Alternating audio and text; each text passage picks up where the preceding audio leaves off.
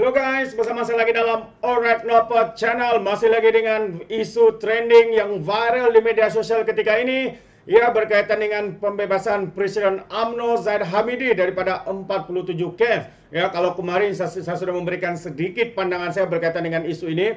Hari ini kita mau mendengar pencerahan sudut pandang yang lain daripada Brother Iswardi, ya, berkaitan dengan isu ini, dan juga beberapa individu, ya, daripada pihak kerajaan maupun pembangkang yang tidak berpuas hati dan juga mempertikaikan keputusan Peguam Negara dan juga Mahkamah Tinggi ini. Jadi tanpa buang masa, saya mau membawakan Anda apakah pencerahan yang dibuat oleh Brother Iswardi. Tapi sebelum itu jangan lupa juga untuk terus support Alright Nopot Channel dengan cara tekan butang subscribe, like, dan share. So, mari kita dengar sendiri pencerahan daripada Brother Iswardi berkaitan isu ini. Baik tuan-tuan, insyaAllah kita pergi kepada kes Zahid dan beliau terlepas 47 pertuduhan. Kenapa beliau bebas? Apa tata cara? Kenapa berlaku? Kenapa discharge not amounting to kita? Kenapa dilepas tapi tidak dibebas? So apa selepas ini? So persoalan-persoalan itu. Tapi sebelum itu, Zahid dilepas tanpa dibebas bagi semua 47 pertuduhan. Timbalan Perdana Menteri Zahid Hamidi dibebas tanpa dilepaskan. DNAA discharge not amounting to acquittal untuk 47 pertuduhan rasuah, pecah amanah dan penggubalan wang haram membabitkan dana Yayasan Akal Budi. Hakim Mahkamah Tinggi Kuala Lumpur Colin Lawrence Sequeirah kini Mahkamah Rayuan membenarkan DNAA dipohon oleh Timbalan Penduduk Raya Muhammad Dusuki Mukhtar. DNAA membuka kemungkinan Zahid boleh didakwa semula pada masa hadapan jika pendakwa ingin menyemak semula perkara itu. Peguam Hashim Teh Pok Tek bagaimanapun supaya Presiden UMNO diberikan pembebasan penuh, memintalah. Sebelum itu pada prosiding pagi tadi, Muhammad Dusuki yang juga Ketua Bahagian Rayuan dan Pembicaraan AGC menggariskan 11 alasan bagi menyokong permohonan agar Timbalan Perdana Menteri itu dilepas tanpa dibebaskan bagi kesemua pertuduhan. Okey, now kita tengok kepada kenapa apa yang dikatakan 11 alasan tersebut. Sebelum kita pergi 11 alasan, saya kena check dahulu. Sekejap.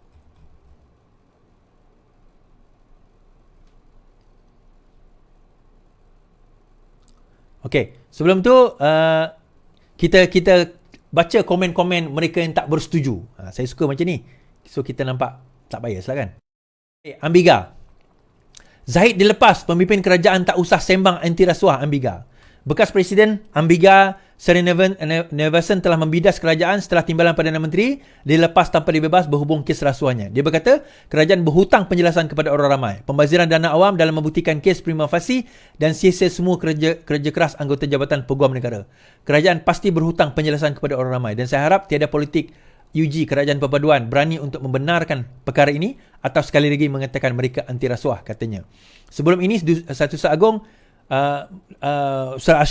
Ashraf Wajdi Dasuki mendakwa DNAA itu membuktikan Zahid yang juga Presiden UMNO menjadi mangsa penganiayaan.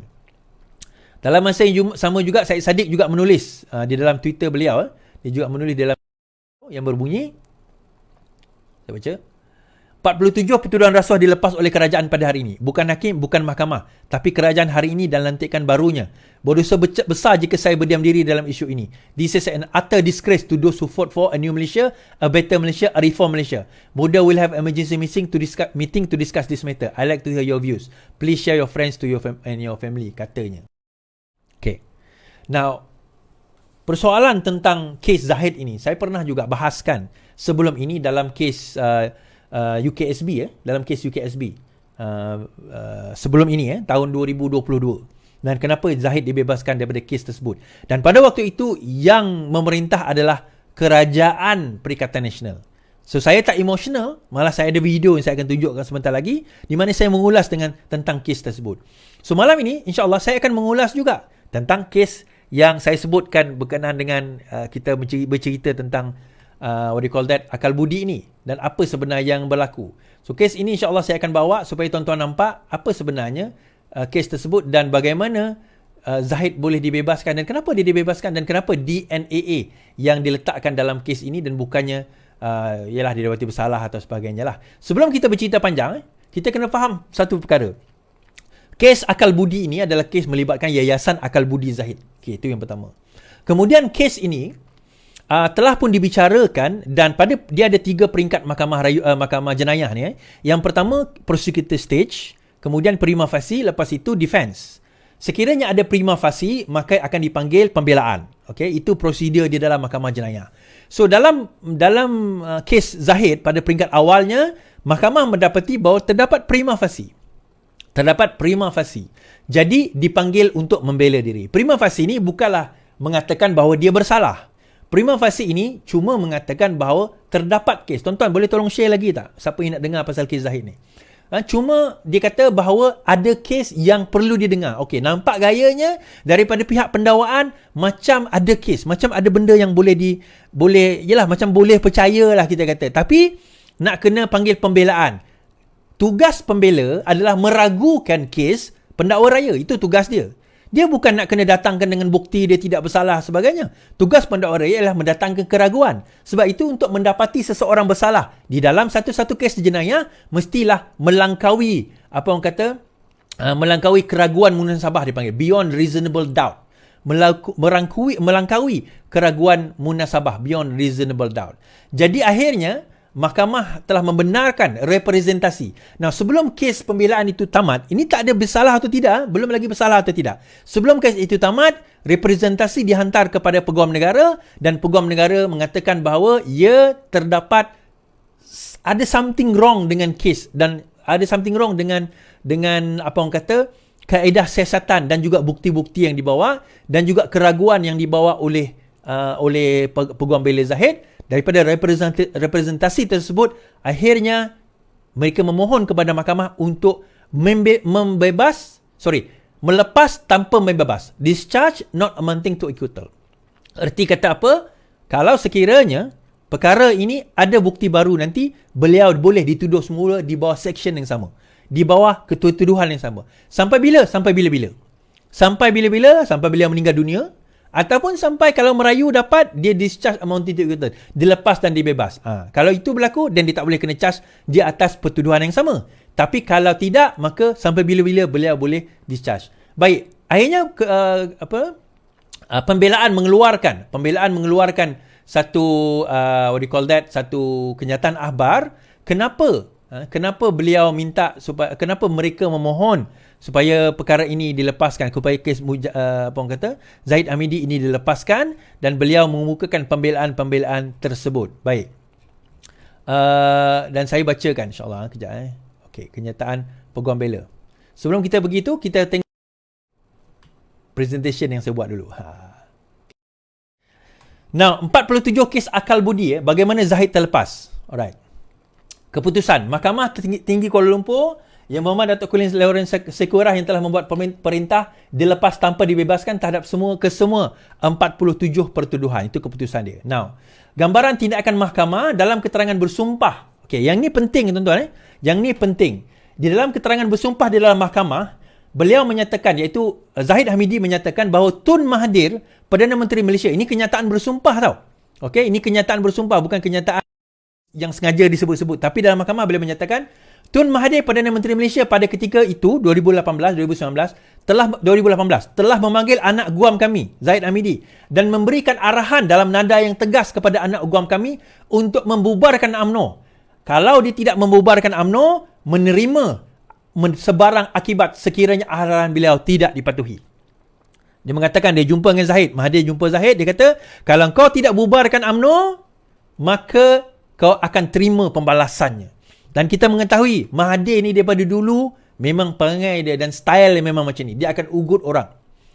Now, daripada sini tuan-tuan, saya suspect begitu juga kes UKSB saya suspect arahan dikeluarkan secara tergesa-gesa. Disebabkan arahan dikeluarkan secara tergesa-gesa, maka siasatan itu tidak sempurna. Sebab itu bila saya ulas kes UKSB tempoh hari, saya pelik. Bagaimana pihak SPRM yang saya tahu begitu teliti dalam melakukan sebarang siasatan boleh culas, boleh cuai, boleh hilang the chain of evidence di dalam menentukan kesalahan Zahid dalam kes tersebut. Jadi itu yang saya pertikaikan tempoh hari dan saya kata bukan masalah hakim nak membebaskan dia. Persoalannya perkara bukti yang dibawa oleh pegawai penyiasat itu sendiri ada terputus. Rantaian bukti pembuktian dia. Teruskan. Perjumpaan dengan Tun Mahathir itu berlaku bila? Bila masa Zahid ni jumpa dengan Mahathir? Dia berlaku pada Jun 2018.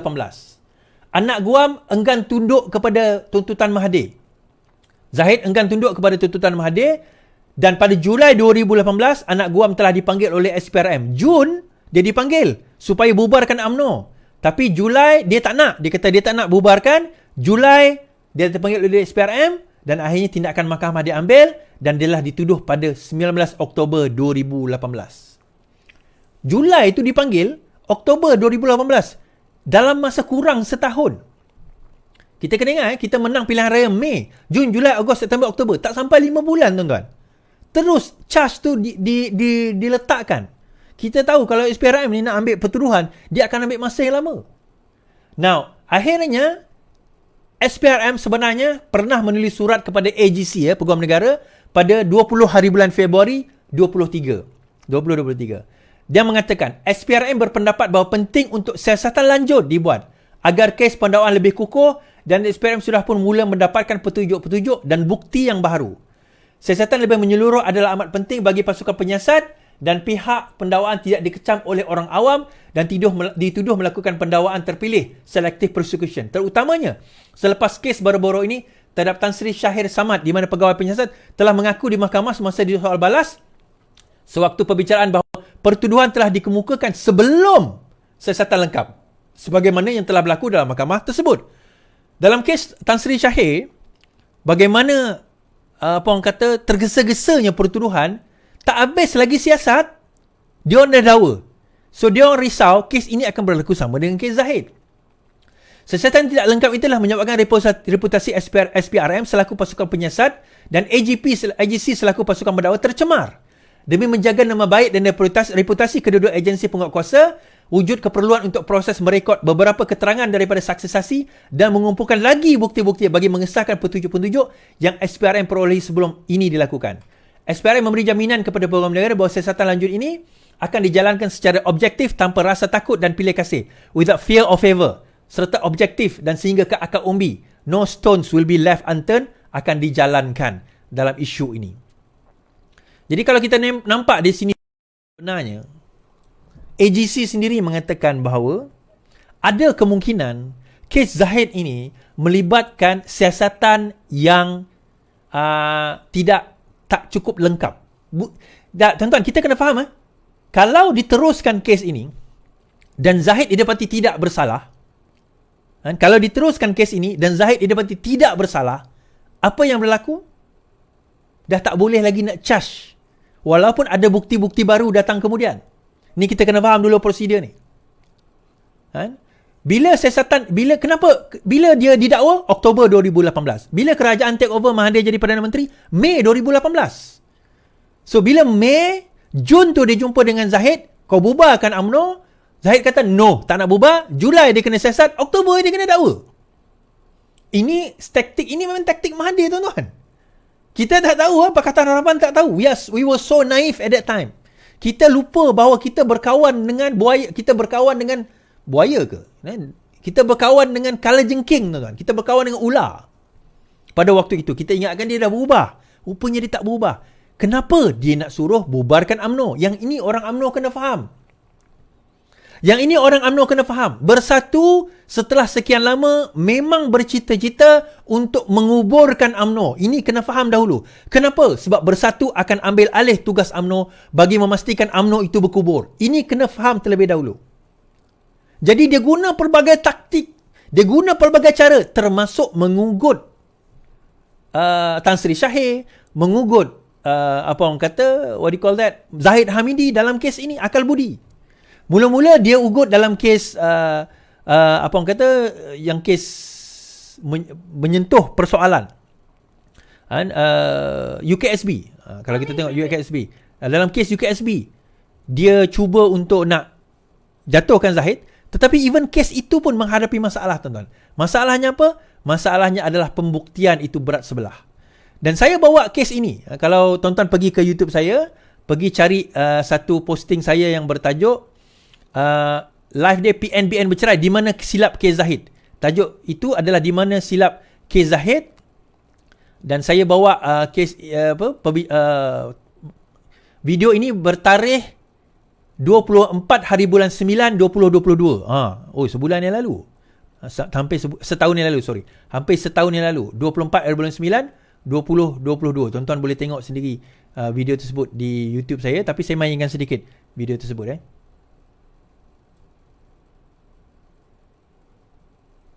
Baik.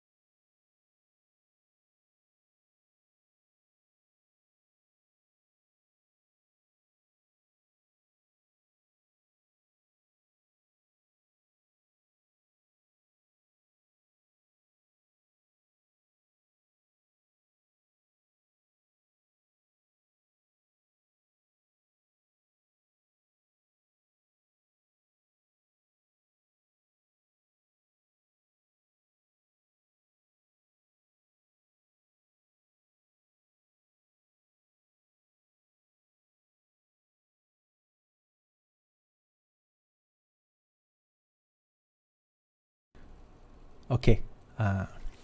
Itu merupakan satu analisa saya terhadap kes Zahid dalam UKSB pada tahun 2022. Lebih kurang setahun yang lalu lah, hampir setahun, 24 September 2022.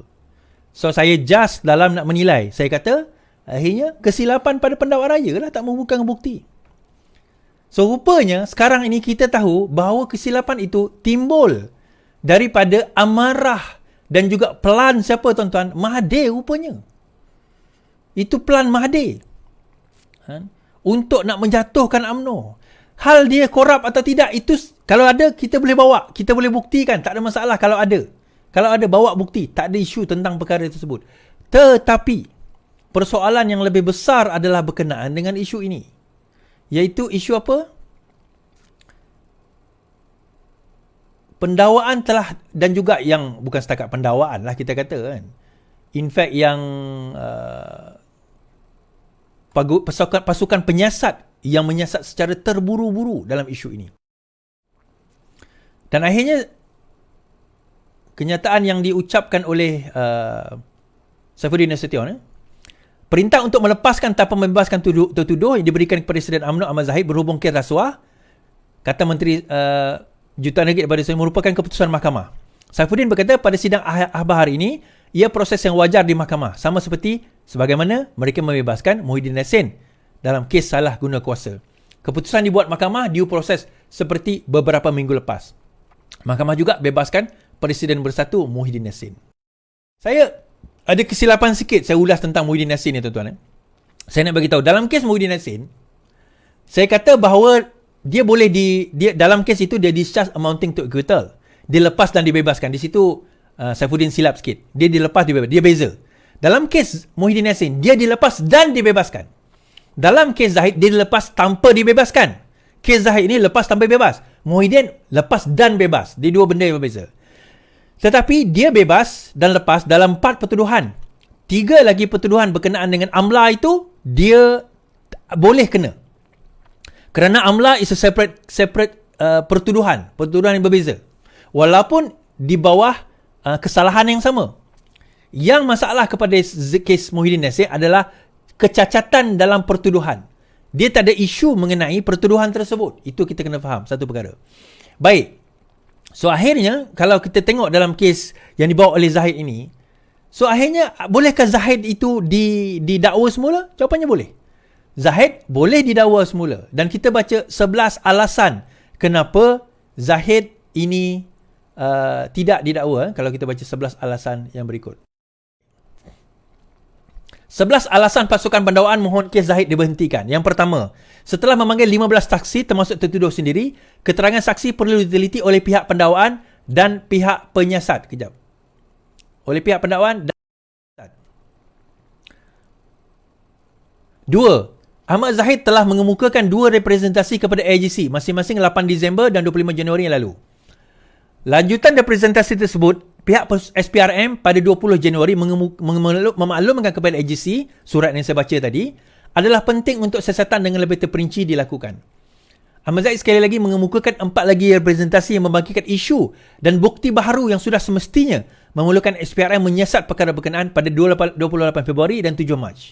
Surat representasi ini turut menyentuh isu siasatan dilakukan sebelum ini, semasa dan selepas Zahid dituduh, maka ia dikatakan dibuat secara terburu-buru, cuai dan pramatang dan tidak lengkap. Perkara ini menyebabkan reputasi dan nama baik AIGC selaku pihak buku pendawaan dan SPRM selaku badan penyiasat tercemar dan dilihat melalui kacamata umum seolah-olah kedua jabatan ini merupakan institusi undang-undang yang telah diperalat oleh pihak tertentu. Bagi tidak menafikan hak ahli parlimen bahagian Datuk itu dan lebih penting tiada salah laku di segi undang-undang, pendakwaan percaya bahawa tertuduh terhadap pengurusi BN itu perlu diberhentikan buat masa ini. Tetapi hanya memberikan kesan lepas tanpa bebas sehingga siasatan yang menyeluruh dan lengkap selesai. Mahkamah ambil maklum mengenai pengumuman Jemaah Menteri untuk menunjukkan RCI bagi menyiasat isu-isu dibagikan dalam buku Tommy Thomas. Pemimpin UMNO itu turut membagikan isu amat serius iaitu beliau menjadi mangsa pendakwaan terpilih daripada rejim kerajaan sebelum ini. Peguam negara berpendapat amat penting untuk pendakwaan dan pihak SPRM melihat dan turut menyiasat dakwaan ini. Selaras dengan penubuhan RCI, antara menyiasat dakwaan pelanggaran tanggungjawab profesional oleh pemegang-pemegang jawatan tertinggi dalam negara ini. Baru-baru ini, satu memo di dalaman dikatakan dikeluarkan oleh AIGC berkaitan kes yang sedang dibicarakan telah tular di media sosial. Tuan-tuan, kisah ini juga, kalau tuan-tuan nak tengok, betapa Mahathir Mohamad ni telah menggunakan kuasa beliau untuk nak menjatuhkan musuh dia. Tuan-tuan dengar live saya dengan Ustaz Dr. Mazli. Tuan-tuan dengar live saya dengan Dr. Mazli, bagaimana kerana tak bagi projek kepada Muhyiddin Yassin, bukan tak bagi projek, kerana telah mengangkat projek daripada Muhyiddin Yassin. Kroni Muhyiddin Yassin tu diberhentikan oleh siapa kata Mazli Malik, akhirnya dia telah dilucutkan jawatan sebagai Menteri Pendidikan pada zaman Pakatan Harapan. Sedangkan dia boleh memilih, kalau dia nak bersama dengan kroni tersebut, dia boleh jadi kaya. Boleh jadi jutawan, billionaire mungkin. Kita pun tak tahu, jutawan lah kita kata. Jutaan ringgit. Tetapi, apa yang berlaku? Kita tahu, dia tidak memilih kenyataan tersebut. So, dalam masa yang sama, ada satu kenyataan dikeluarkan oleh Tuan Ibrahim Tuan Man. Dia kata PAS berpandangan bahawa kita kena terima dengan terbuka kes Zahid ini. Kes Zahid ini, pembebasan tersebut, kita kena terima dengan terbuka. PAS kata. Tuan Ibrahim Tuan Man kata hendaklah diterima dengan terbuka. Kemudian dalam website Tuan Ibrahim, dia mengatakan, kes Zahid Tuan Ibrahim nafi keluar kenyataan. PAS menggesa agar masyarakat perlu dididik menghormati keputusan mahkamah dalam apa jua bila kita bersetuju dan sebagainya. Pembahasan kes Zahid dalam kes rasuah, PAS gesa hormati keputusan mahkamah. Dia kata ini adalah palsu. Tuan Ibrahim Tuan Man menafikan mengeluarkan kenyataan memberikan keputusan kes mahkamah Zahid Hamidi dan mengeluarkan 2 buah poster. Dia kata itu tidak benar. Sebenarnya tuan-tuan, memang betul. Kenyataan yang oleh Tuan Ibrahim Tuan Man itu bukan kenyataan sekarang. Memang betul. Saya pun share. Saya ambil kenyataan itu daripada tahun 2022. Sewaktu UKSB ni, kes UKSB ni diputuskan. Sewaktu kes UKSB ni diputuskan, PAS kata apa? Kan masa tu dia kerajaan kan, masa dia membebaskan kes Zahid. PAS kata apa? Dia kata, pembebasan kes Zahid. Dia kata, pembebasan kes Zahid dalam kes rasuah, PAS gesa hormati keputusan mahkamah. Bila? September 23 tahun 2022. Dia kata perlu hormati keputusan mahkamah. Dia kata, tak ada. Ini tak betul. Ini agenda Delhi. Wartawan tak betul ni. Bukan setakat dia tuan-tuan. FMT pun, Free Malaysia Today pun ada mengumumkan perkara tersebut. Hakim ada asas. PAS minta semua pihak terima keputusan. Ini dalam surat khabar harian Express. Daily Express. Kan? Tuan-tuan boleh tengok sendiri surat khabar ini. Dan juga di dalam kenyataan di dalam FMT. Free Malaysia Today.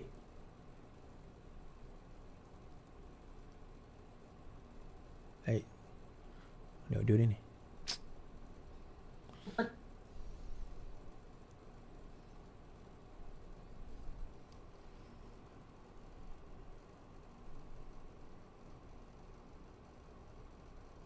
Beliau.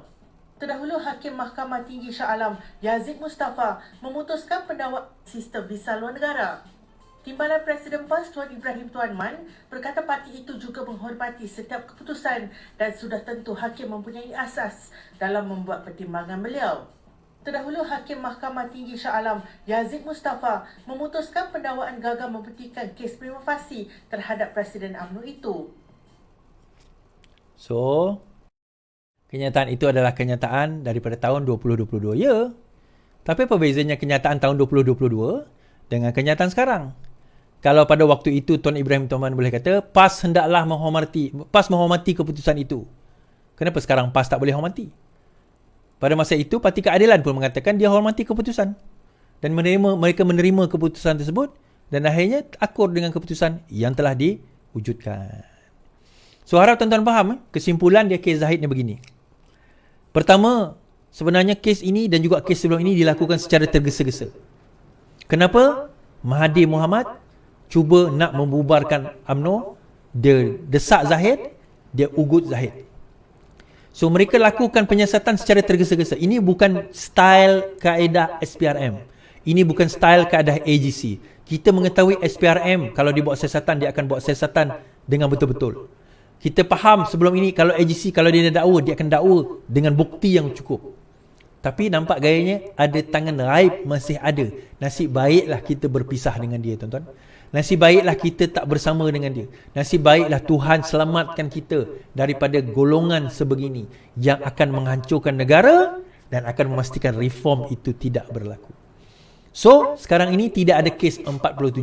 Hashtag 47 boleh tak? Kita nak dengar. Kita nak tonton tulis hashtag 47, hashtag 47, hashtag 40, 47 bahawa hashtag Zahid telah bebas, bahawa pertuduhan itu tidak benar. Kalau benar, ada selepas ini dakwaan bukti kes dakwa. Kita tak ada masalah. Nak dakwa Zahid, kita tak ada isu. Dakwalah. Tetapi kita katakan bahawa ini adalah satu rancangan atuk yang memang pada waktu itu sebenarnya nak menjatuh dan menghapuskan UMNO. Itu dia sahabat semua, ya, pencerahan panjang lebar daripada Brother Iswardi berkaitan dengan isu pembebasan Zahid Hamidi daripada 47 kes yang begitu tergesa-gesa dilakukan oleh tangan-tangan gaib yang sengaja mahu menekan UMNO pada ketika itu untuk dibubarkan, untuk diharamkan. Akhirnya kerana tidak mengikuti apa yang dihajatkan oleh tangan gaib ini, mantan Perdana Menteri ini yang memang mahu untuk UMNO dibubarkan, ya, akhirnya Zahid Hamidi, ya, menjadi pendakwaan terpilih. Itu penjelasan daripada Brother Iswardi. Terima kasih sahabat semua kerana mendengar, dan sekiranya anda mahu memberikan sebarang pandangan, komen berkaitan dengan isu ini, anda boleh berikan komen anda dalam ruangan komen. Tapi ingat, komen dengan cara berhemah. Jangan menjadi seperti walaun-walauntit, lebay-lebay dan juga geng sapu bersih apabila mereka ni memberikan komen penuh dengan hasutan, kebencian dan juga fitnah melampau. Sepertinya mereka tidak punya otak, mungkin kerana otak mereka tertinggal di parit di tepi jalan raya. Jadi terima kasih, sampai di sini saja. Izinkan saya untuk mengundurkan diri, dan seperti biasa peribahasa mengatakan tapapun kangkap 2 tahun keinginan. Dalam bahasa Melayunya, tepuk dada tanya selera. Sekian saya daripada Alright Napa Channel. Kita berjumpa lagi. Bye bye.